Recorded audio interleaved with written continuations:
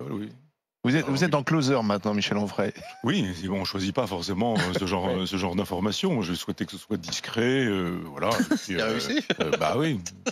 Non, mais Simon, vous avez succombé à un acte bourgeois, normal, le mariage. Non, c'est pas. Je vis avec Dorothée depuis un quart de siècle. Marie-Claude était dans ma vie avant. Marie-Claude connaissait l'existence de Dorothée et vice versa. C'est pas une double vie comme dit Closer. C'était pas caché. C'est une bigamie. Oui, si vous voulez, ou poli même, si vous voulez. Poli. Bah oui. Soyons polis, si nous ne soyons pas bi, si nous ne sommes pas bi. Donc, bah oui, c'est pas.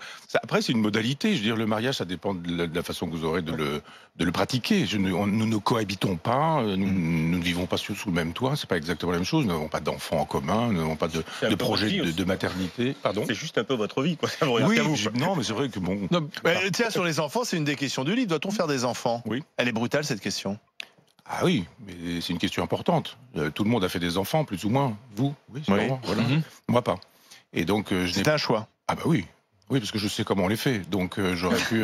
Non, mais. On aurait pu vous expliquer sinon. Non, vous avez l'air de Parfois, on ne dire. rencontre pas la bonne personne avec qui on veut faire des enfants. Oui, c'est vrai. En plus de ça, oui. Ah, ça arrive. Non. Moi, j'aime trop les enfants pour en faire. Je veux dire, l'idée d'avoir. Bah oui, faut pas aimer les enfants pour faire des enfants. Vous avez un monde qui est extrêmement violent, brutal, cruel, et vous les éduquez comment, vos enfants? Vous dites, si tu es vertueux, ça va pas être forcément facile la vie pour toi. En revanche, si tu es vicieux, ça va drôlement bien marcher. Et on dit on enseigne la vertu, mais en même temps, la promotion est faite pour les vicieux, quoi. Il y a des prospérités au vice et des malheurs à la vertu. Comment on fait quand on est parent? On peut penser que la vertu triomphera toujours sur le vice, finalement.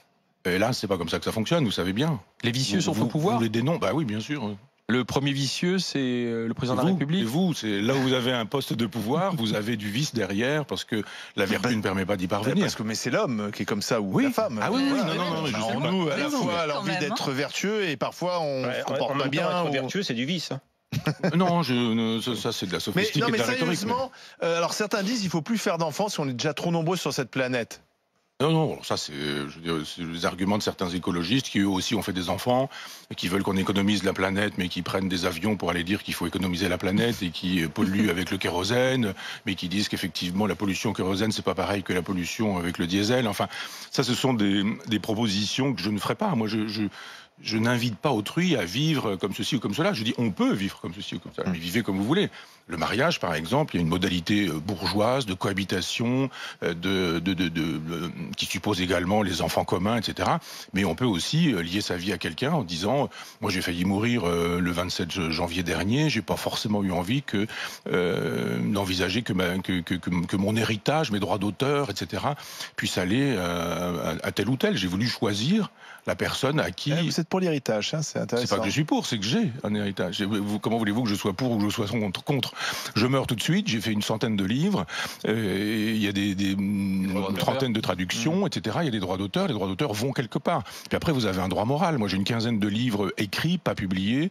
Ça veut dire que quelqu'un doit pouvoir gérer ces choses-là une fois que je serai mort. J'ai pas forcément envie que des gens gèrent ça en se disant mais c'est d'abord l'occasion de gagner de l'argent plutôt que de dire ah non, ça c'est un texte qui ne le mérite pas, etc. Donc quand le mariage procède de ce genre de choses, on dit je désigne quelqu'un dont je pense la personne qu'elle fera un bon travail sur ce terrain-là, qui est d'assurer le droit moral, d'assurer la suite.